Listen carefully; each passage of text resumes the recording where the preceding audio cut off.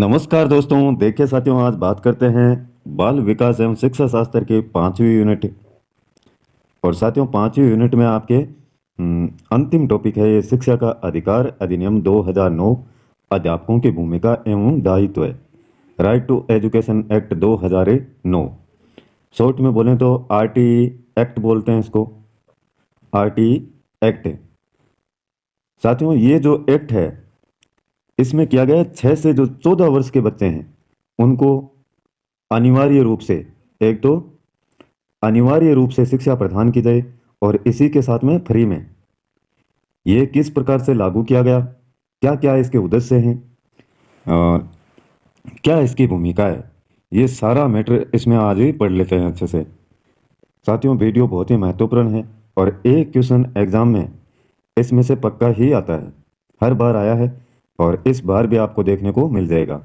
इसलिए पूरा वीडियो अंत तक देखिएगा और हो सके तो लाइक कीजिएगा। ये यूनिट पूर्ण होने के पश्चात साथियों एक होगा आपका बड़ा टेस्ट। इसी यूनिट में से पूरे प्रश्न उत्तर करवाए जाएंगे आपको, उसी प्रकार से जैसे यूनिट 2 का आपका टेस्ट हुआ था। पहले एक पेपर लिया जाएगा और एक वीडियो में उसको अच्छे से समझा दिया जाएगा कि इसका आंसर किस प्रकार से आया है। और इसके बाद में साथियों आपकी शुरू करेंगे फर्स्ट यूनिट। तो देखिए, बहुत ही महत्वपूर्ण टॉपिक, शिक्षा का अधिकार अधिनियम 2009। 6 से 14 वर्ष के सभी बालक बालिकाओं को निःशुल्क एवं अनिवार्य प्राथमिक शिक्षा प्रदान करने हेतु भारतीय संसद में एक कानून बनाया गया है, जिसे क्या कहते हैं, शिक्षा का अधिकार अधिनियम 2009 कहते हैं साथियों। तो वही जो बातें मैंने आपको बताई हैं कि 6 से 14 वर्ष के जो बच्चे हैं, छोटे बच्चे, उनको निःशुल्क एवं अनिवार्य प्राथमिक शिक्षा प्रदान किस प्रकार से की जाए, ऐसा एक कानून बनाया गया है भारतीय संसद के द्वारा। ये कुछ डाटा हैं, इनको आपको अच्छे से माइंड में फीड करना है, जिसे शिक्षा का अधिकार अधिनियम 2009 के रूप में लोकसभा द्वारा कब पारित किया गया साथियों? 4 अगस्त 2009 को the right of children to free and compulsory education bill पारित किया गया। और इसको राज्यसभा के द्वारा 20 जुलाई 2009 को तथा 4 अगस्त 2009 को लोकसभा में पारित किया गया। दोनों ही डेट आपको याद रखनी है। The right of children to free and compulsory education bill पारित कब हुआ? 4 अगस्त 2009 को लोकसभा में और 20 जुलाई 2009 को राज्यसभा द्वारा। ये जितना भी उल्लेख किया गया है साथियों, यह आपका मिलता है अनुच्छेद 45 में। संविधान के बहुत सारे अनुच्छेद हैं, उन्हीं में से अनुच्छेद 45 में ये देखने को मिलता है। यहाँ से देखिए, पिछली बार एग्जाम में ये क्वेश्चन उठाया गया, यहाँ से इसको देखना आप। इस अधिनियम के तहत संविधान के अनुच्छेद 21(a) के अंतर्गत बच्चों को निःशुल्क एवं अनिवार्य शिक्षा के मूल अधिकार को क्रियान्वयन का प्रावधान किया गया है। तो बच्चों को निःशुल्क एवं अनिवार्य शिक्षा के मूल अधिकार को जो क्रियान्वयन का प्रावधान है, संविधान के कौन से अनुच्छेद में किया गया है? तो वहां पर आपका आंसर क्या होना चाहिए? अनुच्छेद 21(a). और इस कानून का साथियों उद्देश्य है प्राथमिक शिक्षा का सार्वभौमिकरण करना, यानी भूमि पर, जहां पर भारत देश की बात कर लेते हैं, बाकी तो क्यों करें अपन। भारत देश में जितने भी क्षेत्र हैं उन पर यह अधिकार उन बच्चों को मिले, ये इसका क्या था उद्देश्य। निःशुल्क एवं अनिवार्य शिक्षा अधिकार अधिनियम 1 अप्रैल 2010 से संपूर्ण देश में लागू किया गया, जम्मू कश्मीर को छोड़ करके। तो ये चीजें आपको ध्यान में रखनी है कि संपूर्ण देश में ये लागू कब हुआ, लोकसभा में कब पारित हुआ, राज्यसभा में कब पारित हुआ और किस अनुच्छेद के तहत ये प्रावधान किए गए हैं। आगे देखिए साथियों, भारत शिक्षा को बच्चों के लिए मौलिक अधिकार के रूप में घोषित करने वाला विश्व का 135वां देश है। साथियों, इससे पहले ये जो एक्ट हैं 134 देशों में लागू हो चुके हैं और अपना देश काफी पीछे, इसमें 135वां स्थान है। जबकि शिक्षा को बच्चों के लिए मौलिक अधिकार के रूप में घोषित करने वाला विश्व का पहला देश प्रसा है। कौन सा? प्रसा। आरटी में साथियों कुल 7 अध्याय हैं, 38 धाराएं हैं और एक अनुसूची शामिल की गई है।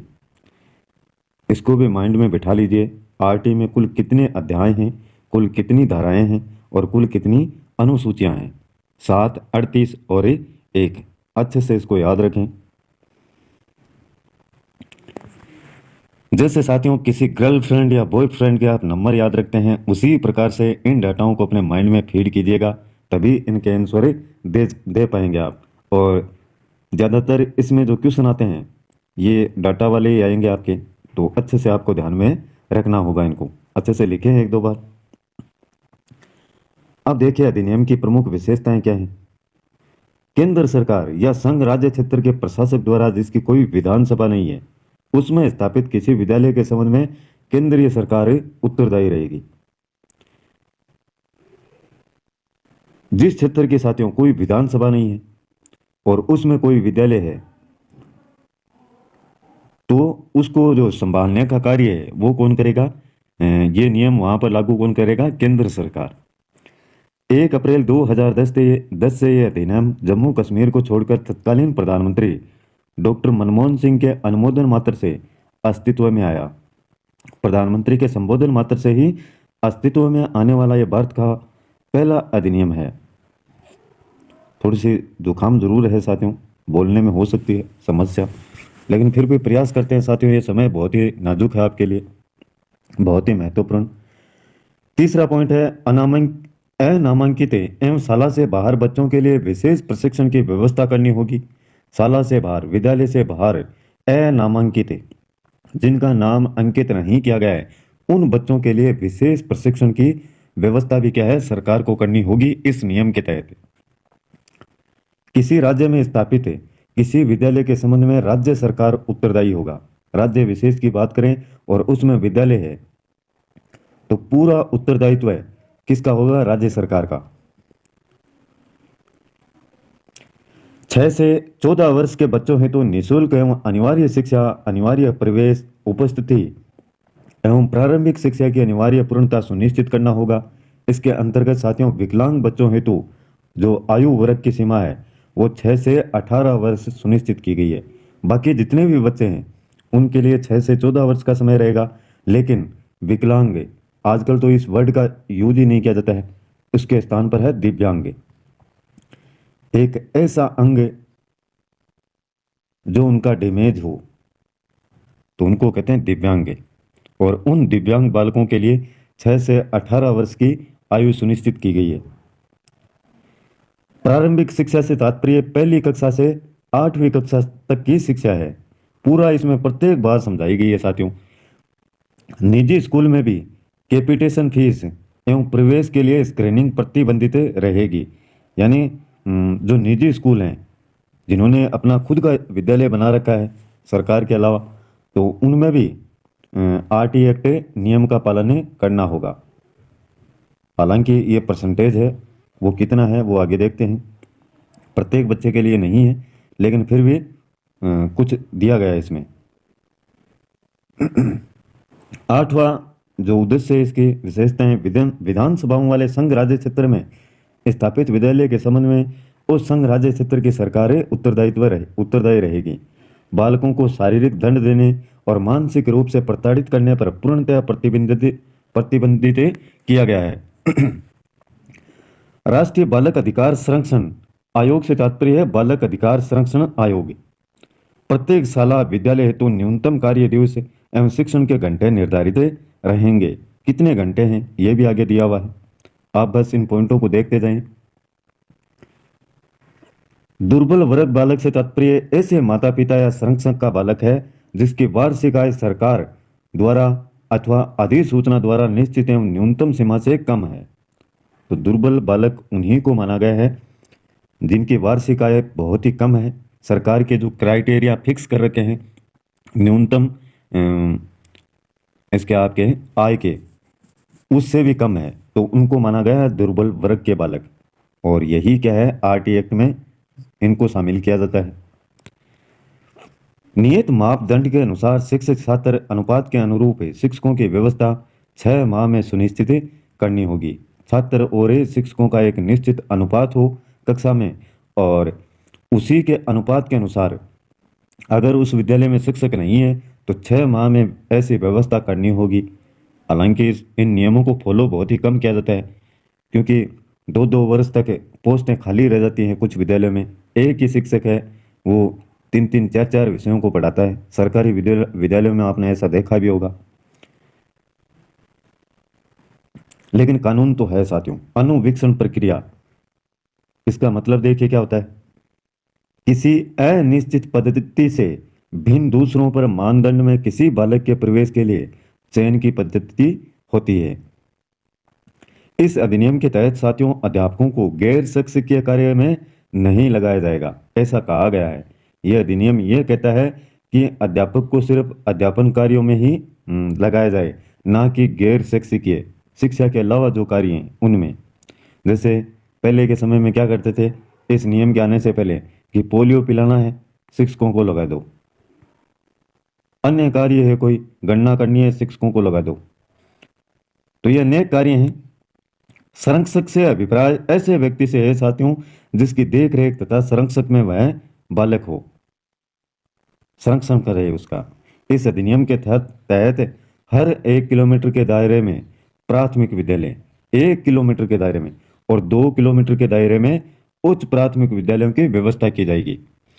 1 किलोमीटर के लिए इसलिए साथियों कि छोटे बच्चे हैं, आने जाने में उसको बहुत सारी समस्याओं का सामना करना पड़ता है, वाहन मिलते हैं या नहीं मिलते हैं, तो ये परेशानियां ना आए साथियों, इसलिए वह हर क्षेत्र जिसमें छोटे बच्चे हैं तो उनके लिए 1 किलोमीटर के दायरे में विद्यालय खोला जाए प्राथमिक, और 2 किलोमीटर के दायरे में उच्च प्राथमिक विद्यालय।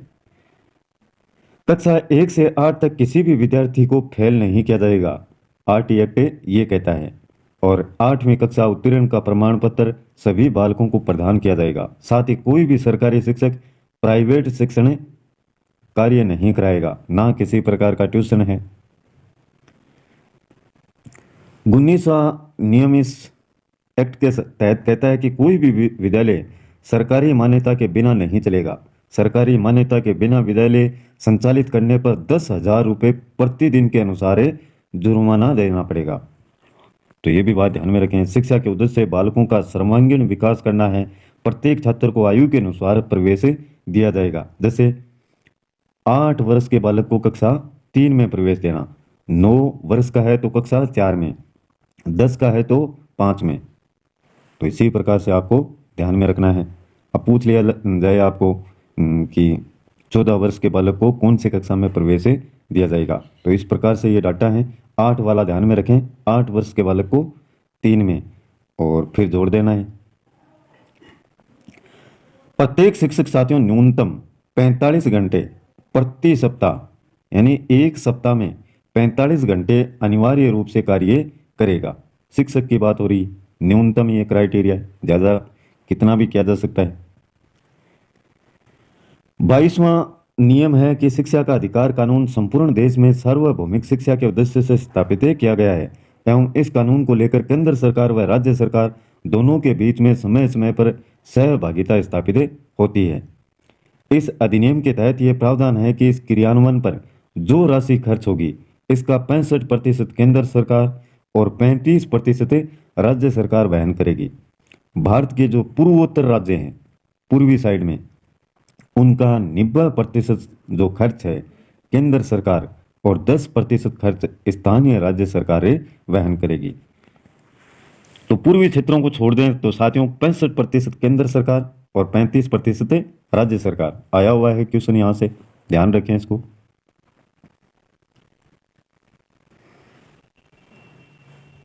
इस अधिनियम के तहत साथियों विद्यालय के विकास के अनुदान एवं व्यय का उत्तरदायित्व है विद्यालय प्रबंधन समिति, जिसको बोलते हैं एसएमसी।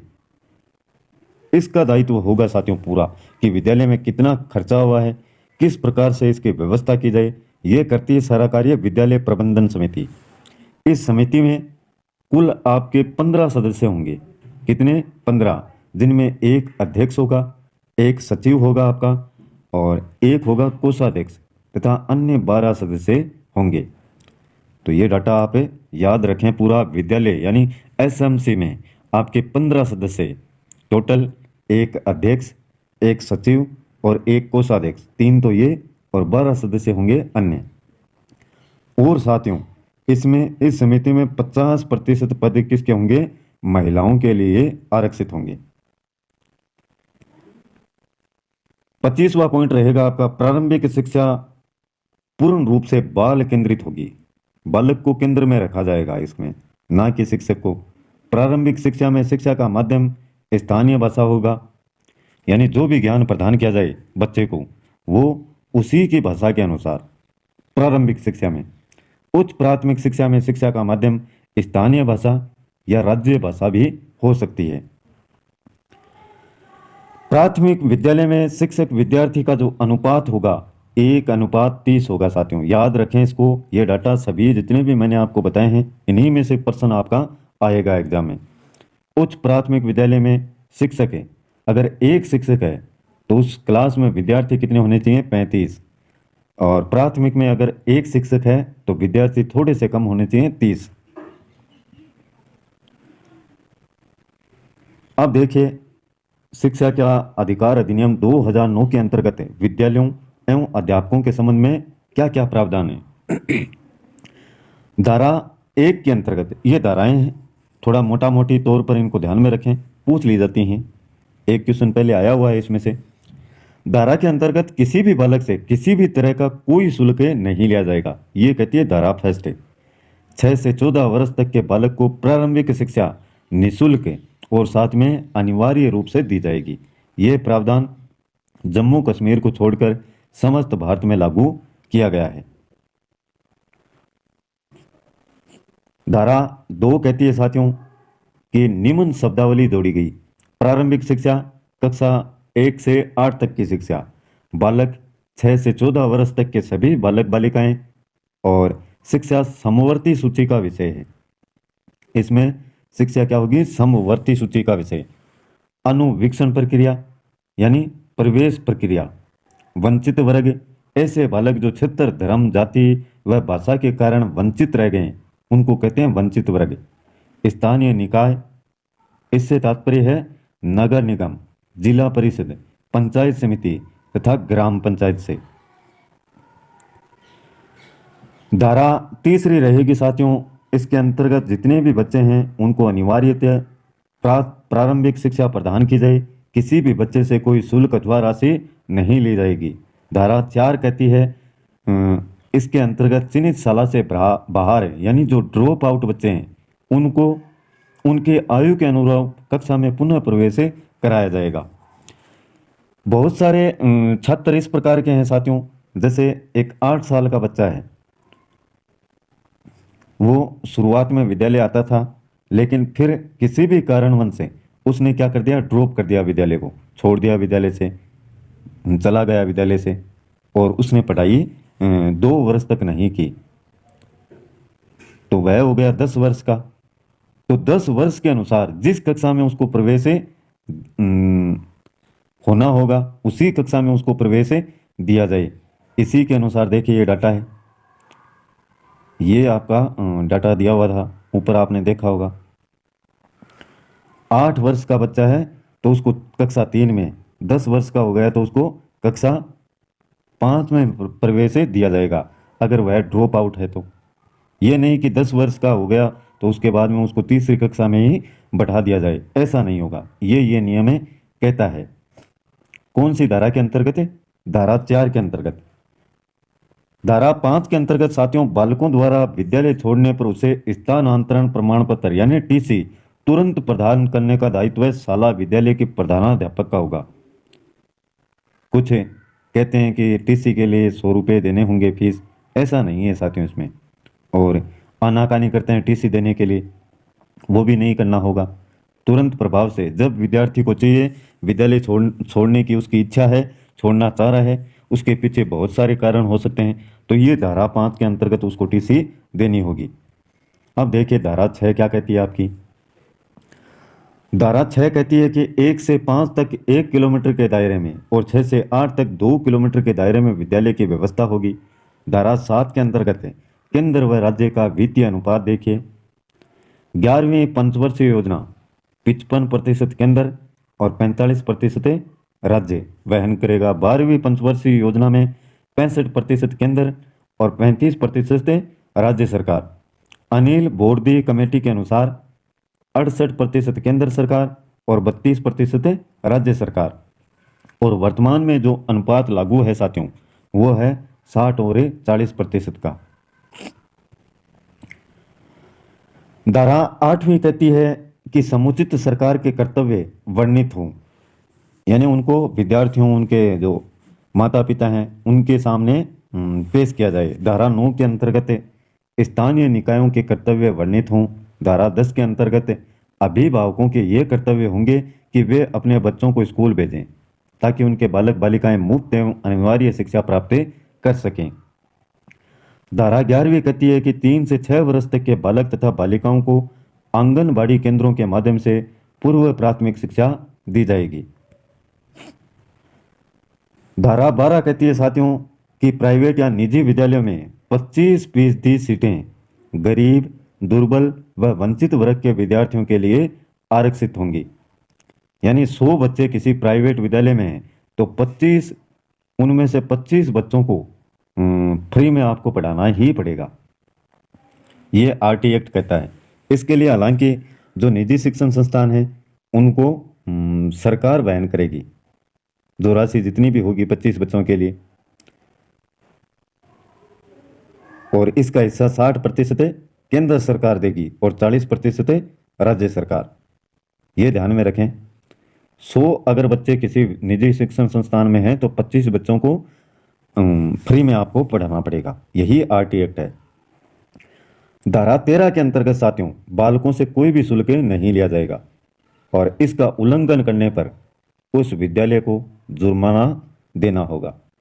धारा 14(2) के अंतर्गत जन्म प्रमाण पत्र नहीं होने पर भी किसी भी बच्चे को विद्यालय में प्रवेश से इनकार नहीं किया जा सकता है। अगर जन्म प्रमाण पत्र नहीं है उसके पास में तो भी धारा 14(2) आरटी एक्ट की ये कहती है कि उस विद्यालय में उसको प्रवेश दिया जाए। धारा 15 देखिए क्या कहती है। विद्यालय प्रवेश की अंतिम तिथि 30 सितंबर तक की गई है, जिससे सरकार के पास उचित आंकड़े उपलब्ध हो सकें। धारा 16 के अंतर्गत किसी भी बच्चे को किसी भी कक्षा में रोका नहीं जाएगा तथा न ही शाला से बाहर किया जाएगा। धारा 17 कहती है कि विद्यालय में बच्चे को शारीरिक व मानसिक रूप से प्रताड़ित नहीं किया जाएगा और ना ही अपमानजनक शब्द कहे जाएंगे। तो ये साधारण सी बातें हैं, आप एक बार इनको देख लीजिए, खाली याद रहेंगी आपकी। धारा 18 कहती है कि विद्यालय बिना मान्यता चलाना प्रतिबंधित होगा। इसके उल्लंघन करने पर 1 लाख का जुर्माना है। अगर किसी विद्यालय के पास में मान्यता नहीं है, सरकार से मान्यता नहीं ली है, तो 1 लाख का जुर्माना भरने के लिए तैयार रहें।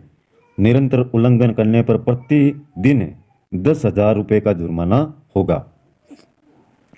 धारा 19 कहती है साथियों विद्यालय के मानक जो विद्यालय पूर्व स्थापित हैं उसे ये कार्य 3 वर्ष में पूरे करने होंगे, जैसे खेल मैदान है, पृथक शौचालय, भवन व पानी की व्यवस्था, पुस्तकालय, कार्यालय कक्ष, रसोई घर।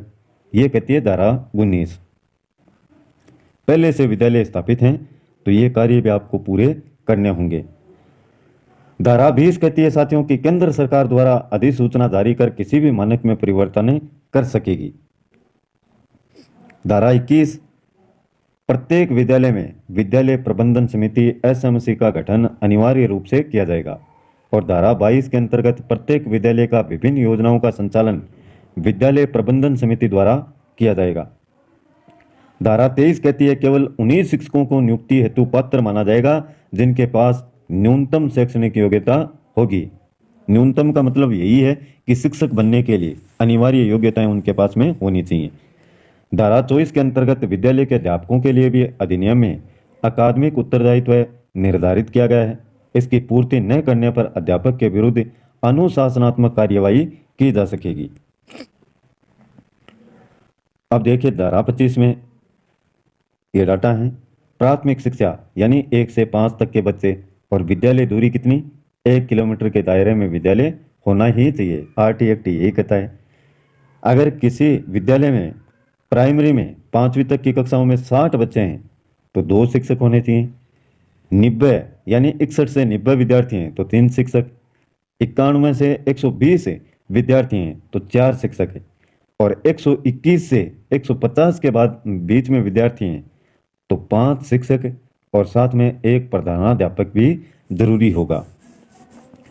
शिक्षक छात्र अनुपात 1 शिक्षक 30 बच्चों पर लगाया जाएगा। कार्य दिवस यानी पूरे सेशन में एक वर्ष में 200 दिन का कार्यकाल होगा और कार्य घंटे रहेंगे 800 घंटे। याद रखें, पूरे डाटा आपको याद रखने हैं। मुख्य बात ये ध्यान में रखेंगे, ये डाटा आपके ध्यान में होने ही चाहिए। और एक ये आंकड़ा 121 से 150 के बीच में 5 + 1।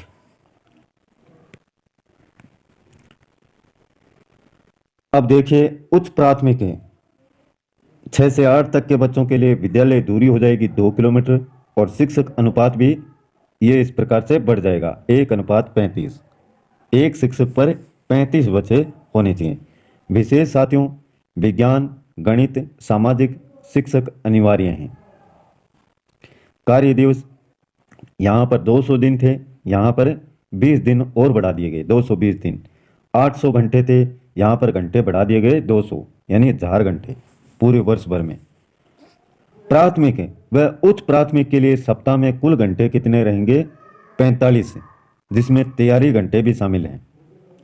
धारा 26 कहती है कि विद्यालय में 10% से अधिक पद रिक्त नहीं रह सकते हैं। धारा 27 कहती है साथियों, यह प्रावधान है कि एक शिक्षक को 10 वर्षीय जनगणना, आपदा राहत कार्य व चुनाव कार्य के अलावा कहीं भी ड्यूटी पर नहीं लगाया जाएगा। 10 वर्ष की जो जनगणना होती है उसमें लगाया जाएगा।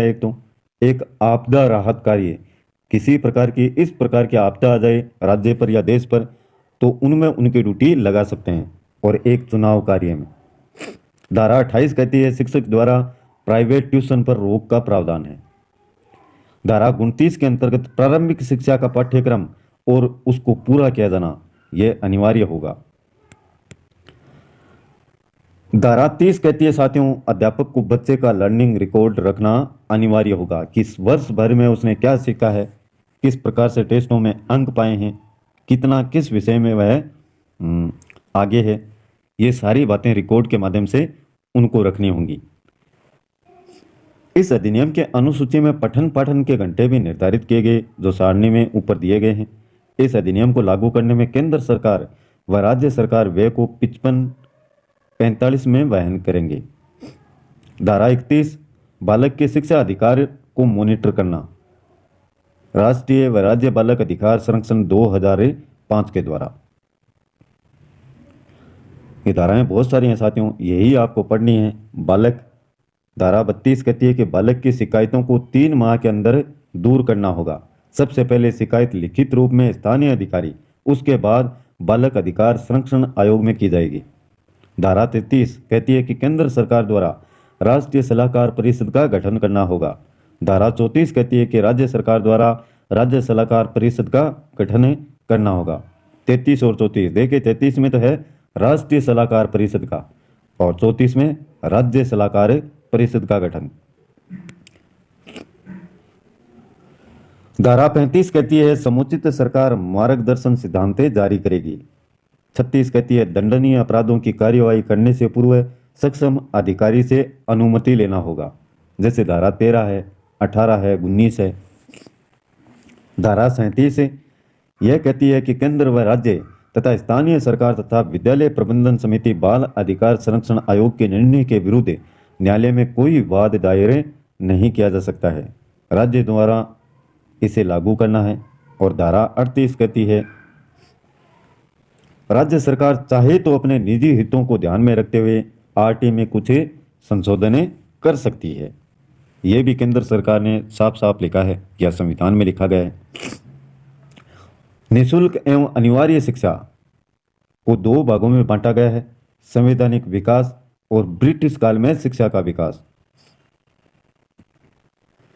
पहला है संवैधानिक विकास साथियों, इसमें शिक्षा अनुच्छेद 45 के तहत दी जाएगी। नीति निर्देशक तत्वों का पालन किया जाएगा। प्रारंभ राज्य सूची का विषय होगा। 42वां संशोधन 1976 में समवर्ती सूची के तहत। 86वां संविधान संशोधन 1 दिसंबर 2002 से शिक्षा कानूनी अधिकार बना।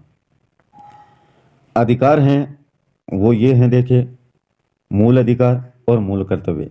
मूल अधिकार में बालक एक्ट 21A के तहत, और माता पिता है मूल कर्तव्य में 51A नया वाक्यांश के सेकंड जोड़ा गया है। कानून कैसे बनते हैं?